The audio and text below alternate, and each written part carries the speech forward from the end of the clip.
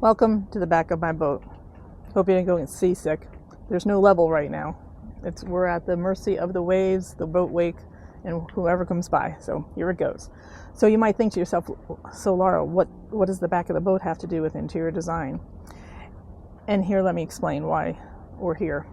And that's because a lot of my most creative moments, where I get maybe the big idea, is been on the back of the boat, or walking through the woods, or kayaking, or those early hours in the morning when the eyes aren't quite open but the brain is working.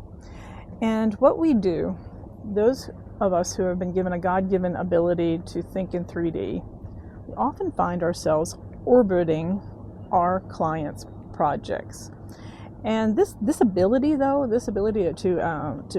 think 3D or to look at a 2D plan or elevation and to think 3D, that is a really valuable ability that you would really want from your architect and your interior designer. In fact, we had a CEU. I'm a member of the. That's Manny. Anyway, water taxi.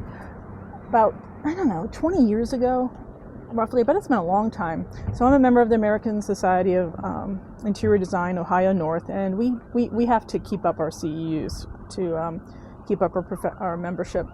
And we had sponsored, he was a business psychology degree, and you probably have heard these types of things that people learn through. They can be through the eye, visual learners, they can be audio learners, they can be tactile people, whatever. But he also said one of the things about specifically to interior design architects was that we have the ability to run the projector in our heads of these 3D things. And so a lot of times when I am working, brainstorming, or we're talking on site or something with a homeowner and a builder or whatever, we're talking about ideas, I find myself just looking away like this. And my homeowners my clients are just like, what are you looking at? And I'm going, oh, I'm sorry, I'm not trying to be rude. I'm actually listening. What I'm doing is I'm visualizing what we're talking about to see if I like that idea or to see I think if it's going to work or not. And that is running that projector in your head. So this is what we do. And so it is really valuable to have that quiet, to be able to do that. Now, it doesn't mean I don't have to go back to the office and pull out the plans or the computer program or whatever and make sure it even works. I mean, there's many times my big idea doesn't quite work because walls are in the way or there's not enough footage there or whatever. But it's a very valuable time. And so that is also very difficult. Like, I don't know how to even build this. So that's a whole question of like, how do you even build for these big ideas that you're even contemplating? But the other thing about this, though, is because we're creatives, and this is what we do. It's not like I was planning on thinking these big ideas in the back, but they just come. Because if you love what you do, and whether it's problem solving for your business or you're creative or you're thinking through things, it's really hard to turn it off. It's really hard to keep the business and your personal life separate. It overlaps, especially if you're in business for yourself. So it's a real struggle. So as many of you, I'd be interested to see how you guys, in whatever profession it is that you struggle, but we have to create boundaries. We have to create boundaries for ourselves. We have to create boundaries for our clients. And to give you an illustration is like, okay, if you are working from your home, this is very, very difficult. A lot of interior designers work from their homes. And I did for a while. When I moved to the Cleveland area from the Philadelphia area and had to restart my whole company about 29 years ago, I was working from the home for probably close to about 10 years because, you're starting up. And you just don't have the clientele yet. You just can't afford the overhead or whatever. And many designers still do that, even if they dedicate part of their house, whether it's in the basement or studio or the garage, whatever it is. It's still really hard not to keep those boundaries in line. So, for example, like if the office is just downstairs and you've got so much work. You know what you're going to do? You're going to find yourself down at 6:30 in the morning down in your office just trying to catch up work because it's there.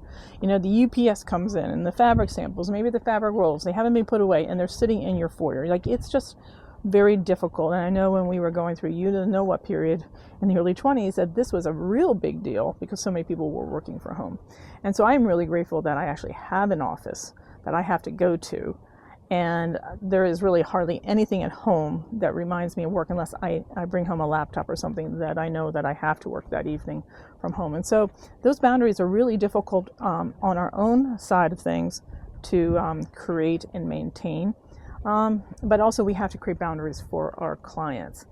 And it's interesting. It's and this is just something that is widespread through interior designers. And I'm going to speak specifically for the interior designers that are working in the residential area because we are in your home. So here's what happens is we get a lot of texts and phone calls outside of business hours. I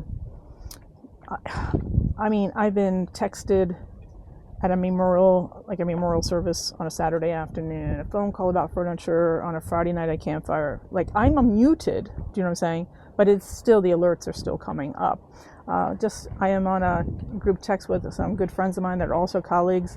I mean, I think it's just a week or two ago, one was saying, I can't believe she called me, this client called me at 7 o'clock on a Friday night to discuss. It wasn't important.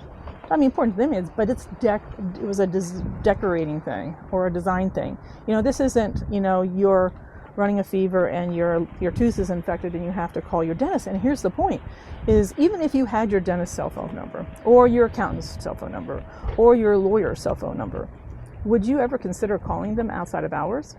Probably not. And yet this happens in our world all the time, to the point that many interior designers, especially in the higher end luxury world where they actually have a team, so they have a way to feel the things, don't even give their cell phone numbers to their clients. And so here are my thoughts on it, because I don't think that people are trying deliberately to be rude or anything. I think this is what happens. We are coming into your home. We have the privilege of being into your personal world, how you live, the dynamics of your family, everything, and we become close. There is trust, both sides. If you don't have trust, a project will go south so quickly that it will be miserable. In fact, that's one of the first things that we look for is when we're meeting with a potential first-time client, can we trust you? And they're looking probably at us, we trust you? We need the trust. So we have trust, we got to know, we typically really like each other. It's always nice to like each other when you're working. And so, you know, the lines between work and friendship, profession and friendship start to blur. And we're doing a lot of stuff inside your house, so it just feels really personal.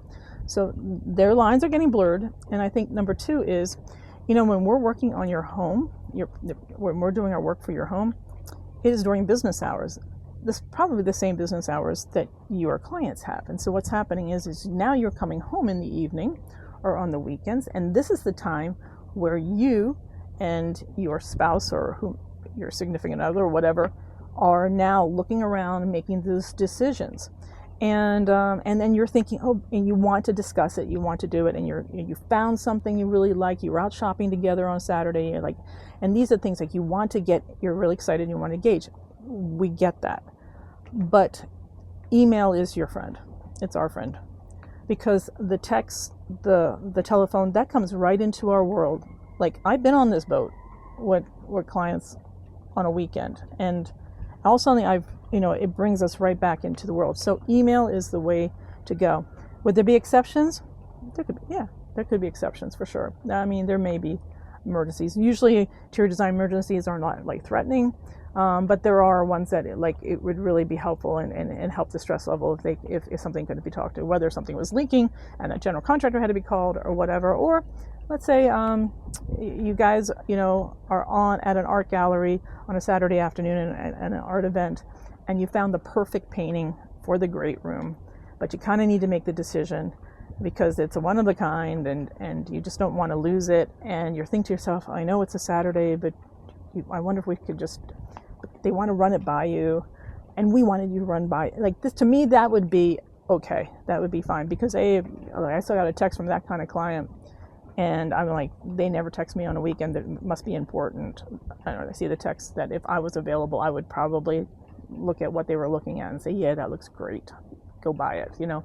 So there might be some exceptions, but generally speaking, this is sacred personal time. We love our work, but it is still work. It's not a hobby. It's our business. And so I don't know if any of you have the same struggles with your profession or those type of thing. I don't think people in general are trying to be rude. I just think that they really haven't thought it through. They are unaware. And so I'm just sharing today because we love creating. We need our downtime, and we need our downtime to be the best creative person that you could possibly work with. So hope that helps, and hope you're enjoying the weekend. Now I can turn this off, shut my business brain down, and enjoy the rest of the weekend. All right, catch you next time. Be well.